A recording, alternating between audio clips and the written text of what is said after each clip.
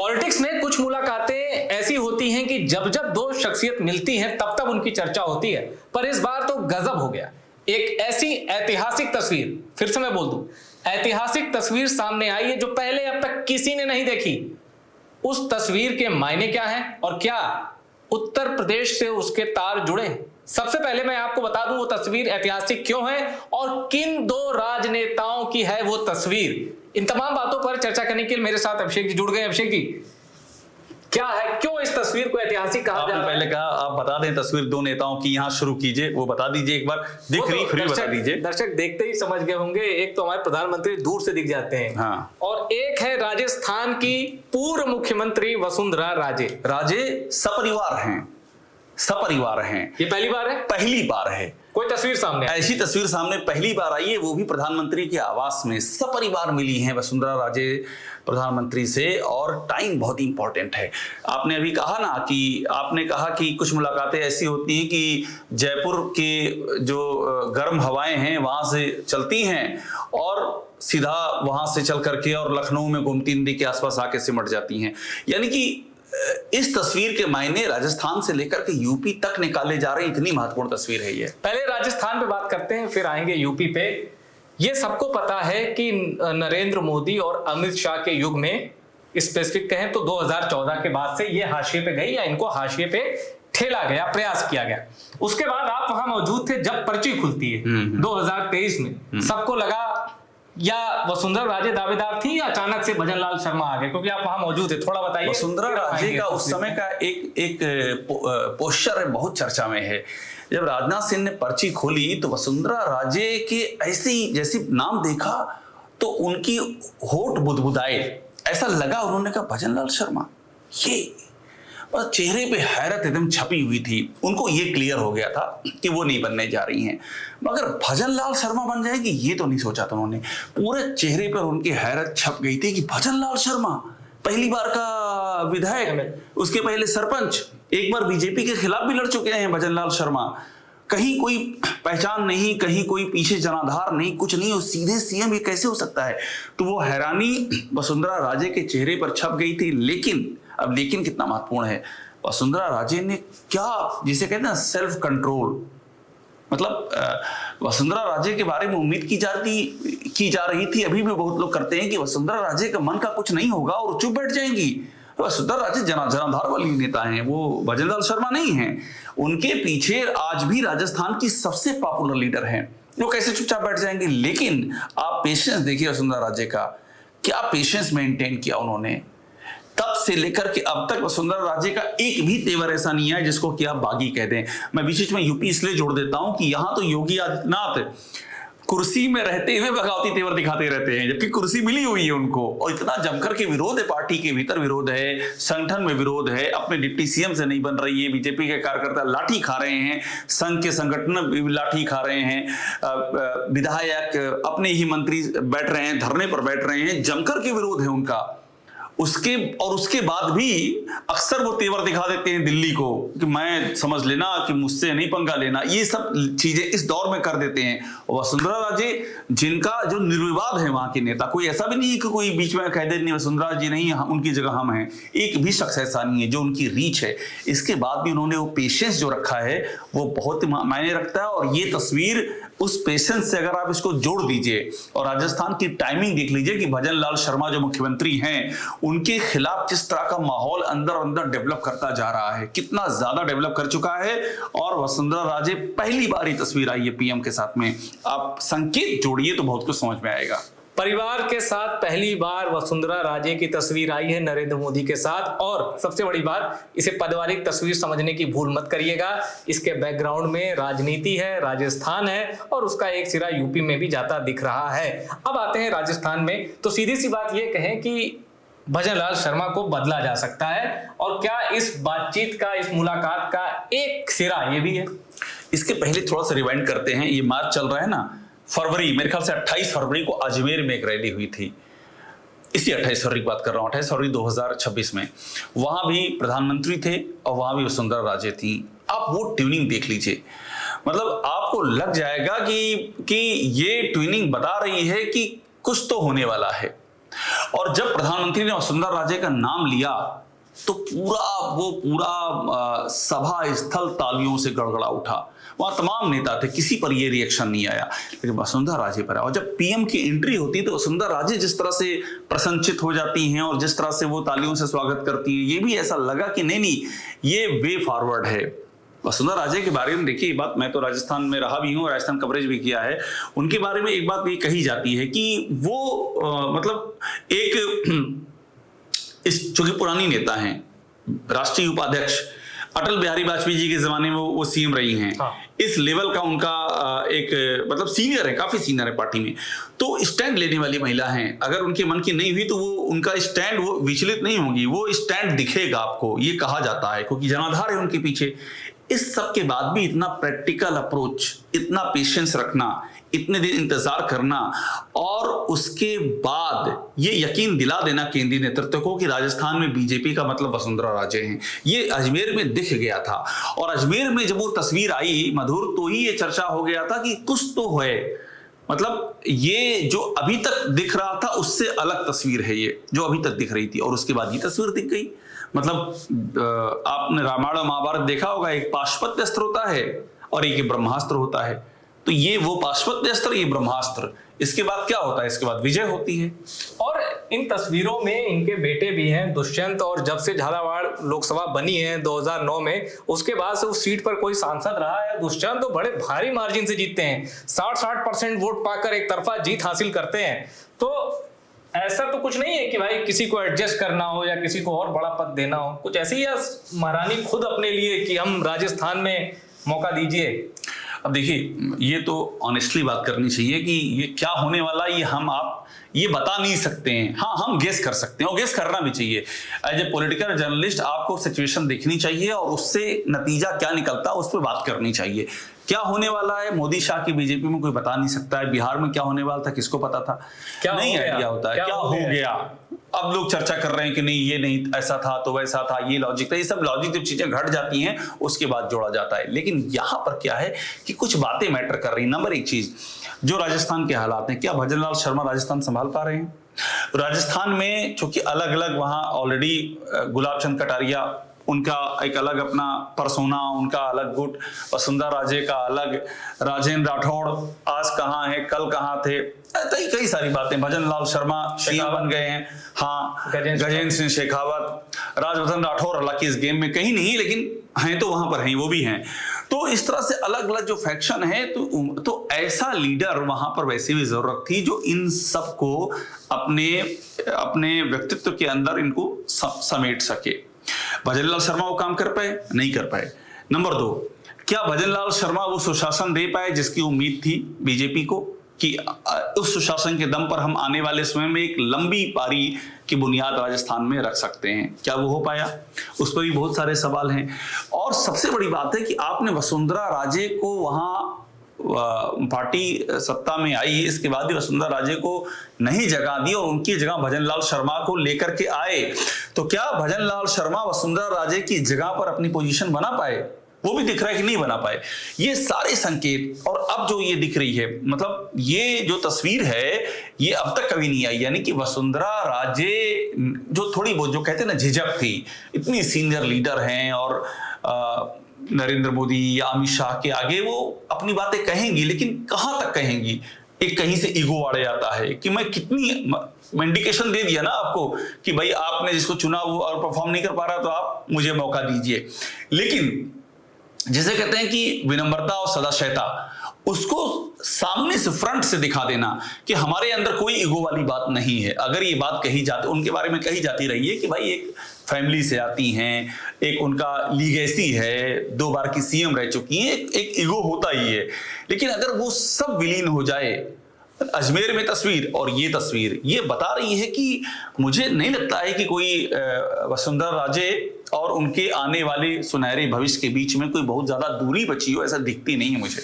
और सितंबर 2025 में बांसवाड़ा में एक रैली हुई थी और गजब की बॉडी लैंग्वेज थी वसुंधरा राजे की, नरेंद्र मोदी के सामने तन के खड़ी थी, ऐसा लग रहा था कुछ शिकायत कर रही हैं। और अब चूंकि ऑन द स्पॉट जो बॉडी जेस्चर होता है उसमें तो नरेंद्र मोदी माहिर हैं, वो उन्होंने चीजें नॉर्मल कर ली, लेकिन जिसने भी वो रैली की तस्वीरें देखी वो समझ गया कि इन दोनों में कुछ नॉर्मल नहीं है। और उसी सितंबर में एक खबर और आती है, मोहन भागवत से मिली वसुंधरा राजे, 20 मिनट तक चली बैठक।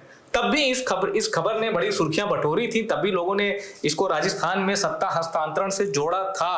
पर अब जो ये तस्वीर है इसके मायने वाकई बहुत हैं, क्योंकि एक परसेप्शन है कि भाई राजस्थान की इस महिला नेत्री की दिल्ली से नहीं बनती, अब वो सब परिवार जाकर मुलाकात कर रही हैं। तो कहीं ना कहीं ये एक संकेत है कि ऑल इज वेल।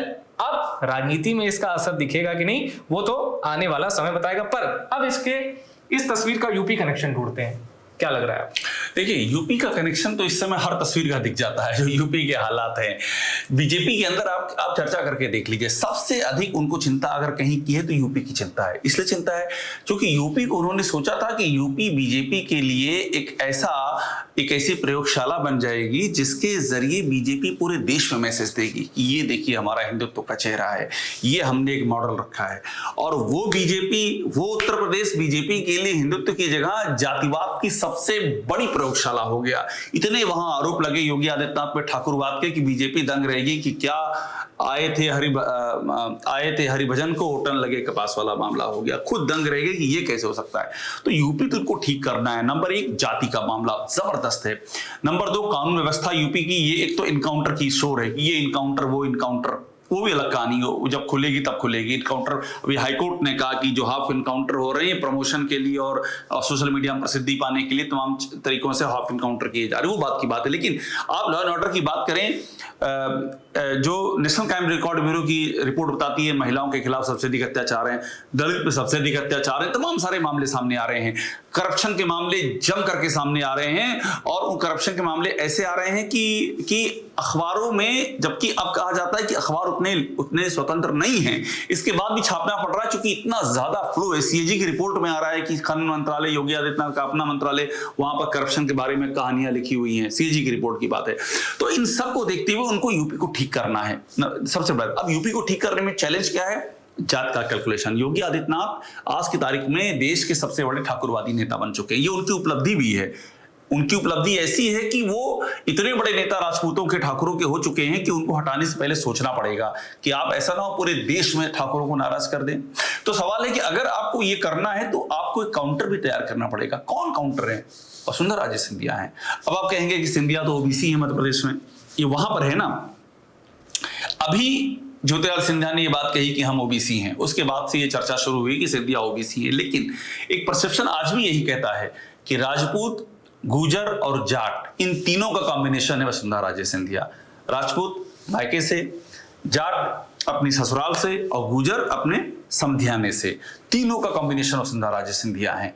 तो ऐसे में वो एक जो पर्सोना है कि अगर आप योगी को बदलते हैं तो आपको एक फेस देना पड़ेगा कि ये देखिए यहां हमने वसुंधरा राजे सिंधिया को ले आए हैं। तो आज भी ब्राह्मण भी तो माना जाएगा कि ब्राह्मण हटा दिया आपने। हाँ, भजन लाल शर्मा, वो ठीक है, भजन लाल शर्मा को अगर ब्राह्मण के तौर पे यहां से हटाया है तो मुद्दा क्या है कि उनको फिर इसको देखना पड़ेगा कि इसका अगला रिप्लेसमेंट कहां होगा ब्राह्मण का, वो एक चैलेंज है उनके सामने। लेकिन मैं आपसे इसलिए कह रहा हूं कि अगर राजस्थान में बदलाव होगा, यूपी में बदलाव होगा, तो बदलाव और भी जगहों पर होंगे, ऐसा नहीं इन्हीं 2 जगहों पर बदलाव होगा। बिहार भी बाकी है, बिहार बाकी है, अभी केंद्रीय कैबिनेट बाकी है, अभी कुछ और भी राज्य में बदलाव हो सकता है। बीजेपी को बड़ी सर्जरी करनी कहा जा रहा है। लेकिन हम बात अगर योगी कह रहे हैं तो एक स्पेसिफिक मैसेज जाएगा, वसुंधरा राजे सिंधिया, उनको एलिवेट कर दिया।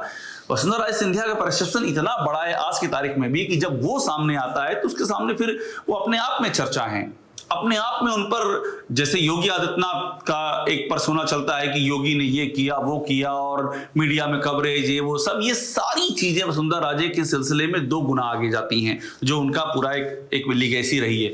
तो योगी को अगर रिप्लेस करना है और बीजेपी अगर ये सोच रही है वसुंधरा राजे को एलिवेट करना राजस्थान में, तो आप ये मान लीजिए कि वेल सेटल्ड ये फार्मूला हो सकता है जिसमें उसे कोई समस्या नहीं हो सकती है। और बस एक आखिरी सवाल फिर खत्म करते हैं। जैसा आपने कहा कि उत्तर प्रदेश में जो ताजपोशी हुई थी योगी आदित्यनाथ की, ये सोचकर कि इसका जो मैसेज है वो देश में जाएगा। हम देखते हैं कि हमें ऐसे कुछ सपोर्टर्स नहीं मिलते जो कहते हैं वसुंधरा राजे को पीएम बनाओ, हमें ऐसे भी नहीं मिलते जो कहते हैं देवेंद्र फडणवीस को बनाओ, हेमंत बिश्व शर्मा को बनाओ। लेकिन योगी आदित्यनाथ का एक समर्थन वर्ग ऐसा है जो कहता है कि पीएम बनाओ। तो फिर भी आप मानते हैं कि ये प्रयोग फेल हुआ है। नहीं तो इसके लिए देखिए इसकी वजह है, ऐसे नहीं कहते हैं। योगी आदित्यनाथ ने इस सिलसिले में, ऐसा कहा जाता है, सोर्सेज बताते हैं कि खूब काम भी किया है। उनके सूचना विभाग ने ये प्रोजेक्शन करवाया है कि योगी अगले पीएम होंगे। बाकायदा आपको पिछले 9 सालों में कितनी बार ट्रेंड चलवाए गए, Yogi for PM, Yogi for PM, Yogi ने ये किया, महाराष्ट्र जीते योगी ने जिताया। आपने कहीं देखा चलता हो महाराष्ट्र जीते वसुंधरा ने जिताया? वसुंधरा ने भी खूब राज्यों में प्रचार किया है, देवेंद्र फडणवीस ने प्रचार किया है, मनोहर लाल खट्टर ने प्रचार किया, नीतीश कुमार ने प्रचार किया, लेकिन बात चलती है कि योगी ने जिता दिया। महाराष्ट्र योगी ने जिता दिया, हरियाणा योगी ने जिता दिया, दिल्ली योगी ने जिता दिया। यूपी में क्यों हारे? केंद्र ने हरा दिया। योगी तो जहां जाते हैं वहां जीतते हैं, ये एक परसेप्शन बिल्डअप किया है। योगी के सूचना विभाग का बजट आप अगर देख लेंगे तो आपके होश फक्ता हो जाएंगे, कितना बजट रखा गया है। और वहां पर एक पूरा नैरेटिव बिल्डअप करने के लिए अच्छी बड़ी टीम है जो उनका नेशनल नैरेटिव बिल्डअप करती है। अभी हाल ही में जापान की यात्रा पर गए, जिस दिन पीएम है इजराइल में, उसी दिन योगी आदित्यनाथ जापान में, और वही सारे काम वो कर रहे हैं जो कि पीएम इजराइल में कर रहे हैं। वही लोगों से मिलना, इंडियन डायस्पोरा से मिलना, मंदिर जाना, साथ में मीडिया की टीम लेकर के जाना, जम करके कवरेज, और फिर इंश्योर करना, सूचना इंश्योर करता है कि ये टीवी पे चलेगा। योगी आदित्यनाथ टीवी, ऐसा भी कितनी बार हुआ है कि पीएम मोदी और योगी आदित्यनाथ, ऐसा कई बार हुए हैं, एक इवेंट में रहे वो भी, और अलग अलग एक टाइम पे रहे हैं तो भी। तो योगी कई बार चले हैं, पीएम नहीं चले, यहां तक डेवलपमेंट हो चुका है, ये ऑब्जर्व किया गया है बाकायदा। तो वो परसेप्शन तो यहां पर है। कहीं नारे लगे आपको ये कि मोदी तुझसे, योगी तुझसे बैर नहीं, मोदी तेरी खैर नहीं, कहीं नारे लगे? महाराष्ट्र के जो सीएम हैं वो भी ब्राह्मण हैं, वहां भी लग सकते थे ना कि फडणवीस तुझसे बैर नहीं, मोदी तेरी खैर नहीं, वहां तो नहीं लगे, वो यूपी में लगे। क्योंकि यूपी में प्रोजेक्शन यही किया गया है कि योगी अगले पीएम होंगे, और उसके लिए पूरी वेल ऑयल्ड मशीनरी, ऐसे ऐसे चुनाव विश्लेषक, राजनीतिक विश्लेषक हैं जो कभी पत्रकार हुआ करते थे, अब कुछ चैनलों बैठ के कॉफी पीते हैं और वो दिन भर योगी जी की जय जयकार करते हैं। हम उनका नाम नहीं लेना चाहेंगे, आप भी नाम मत लीजिएगा, क्योंकि मुझे कॉफी आ रहा है और कुछ नहीं। हाँ, जैसे नहीं, जैसे हम कहते हैं ना कि हम जब जुगनुओं की बात करते हैं तो प्रदीप की बात क्यों करें, सूर्य की बात क्यों करें, इसलिए हम किसी का नाम नहीं लेते हैं। लेकिन आप सोचिए कि ऐसे ऐसे भी विश्लेषक पनपाए गए हैं जो कॉफी पीते हुए योगी आदित्यनाथ की ऐसी जय जयकार करते हैं जैसी एक जमाने में जूलियस सीजर और नेपोलियन बोनापार्ट की बनी हुई होगी। तो ये पूरा एक वेल कैलकुलेटेड मशीनरी ऐसी तैयार की गई, इसलिए आपको योगी फॉर पीएम दिखता है और बाकी नहीं दिखता। और इसमें कोई कनेक्शन ऐसा भी हो सकता है कि पहले इन्होंने इनको मनाया कि मेरी जो मुलाकात हुई ना, इसके पहले इनकी मुलाकात पीएम मोदी और अमित शाह से भी हुई थी, मतलब मोहन भागवत से भी पहले। जी तो देखिए शायद इसमें लिखा भी होगा, ये देखिए लिखा भी है, राजे हाल ही में पीएम मोदी अमित शाह से मिली थी। अच्छा, एक चीज और बताइए, इनकी जो दिल्ली से खटपट है उसके पीछे असली वजह जो क्या है, नरेंद्र मोदी या अमित शाह? नहीं, या कहिए कि एक ही दोनों है। उसकी वजह है वसुंधरा राजे का कद। अब आप योगी से तुलना कर लीजिए, योगी कौन? 2017 से पहले योगी क्या थे? आपको ख्याल है क्या थे योगी आदित्यनाथ? सांसद, बीजेपी सांसद सिर्फ थे, और वो भी बीजेपी के अंदर नहीं थे, हिंदू बावानी के नेता थे, बीजेपी का टिकट पे लड़ते थे पर नेता हिंदू बावानी के थे, कोई किसी सीएम रेस में नहीं थे, किसी पद पर भी नहीं थे। वसुंधरा राजे तो 2 बार मुख्यमंत्री रह चुकी थी, वसुंधरा राजे तो राष्ट्रीय उपाध्यक्ष, और क्या क्या पोस्ट पे, किस पोजीशन पे, जिस समय नरेंद्र मोदी सीएम थे। वसुंधरा राजे में, वसुंधरा राजे भी सीएम थी, और उस समय योगी कहाँ थे? सांसद थे योगी सिर्फ एक। योगी को मिलना होता था इन लोगों से टाइम लेके मिलते थे। तो वसुंधरा उस दौर की हैं, उस दौर की लीडरशिप को अगर नरेंद्र मोदी और शाह को रिपोर्ट करना होगा तो नेचुरल सा ईगो आड़े आएगा, वो बट नेचुरल है।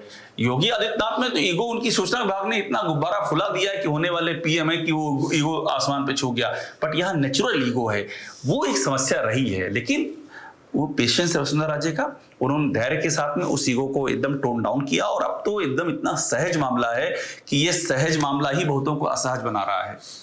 तो जो असहज है फिर उनको वसुंधरा राजे को फॉलो करना चाहिए कि इन्होंने क्या किया उसको। हाँ, उनको फॉलो करना चाहिए, अपनी बारी का दोबारा इंतजार करना पड़ता चाहिए अगर आ जाए तो ये थी चर्चा कि महारानी इज बैक, लेकिन क्या महारानी का जलवा जोधपुर में फिर से देखने को मिलेगा, और वो भी तब जब 2028 में राजस्थान में फिर से चुनाव होंगे। इस बीच क्या सत्ता हस्तांतरण होता है, इस पर नजर बनी रहेगी। फिलहाल बिहार में भी बड़ा कुछ अपडेट चल रहा है, उसकी भी अपडेट आपको देते रहेंगे जैसे ही बिहार के नए मुख्यमंत्री का नाम पता चलेगा। फिलहाल इस वीडियो में इतना ही। वीडियो पसंद आया और शेयर करिए, और टॉप सीक्रेट को सब्सक्राइब जरूर करिए।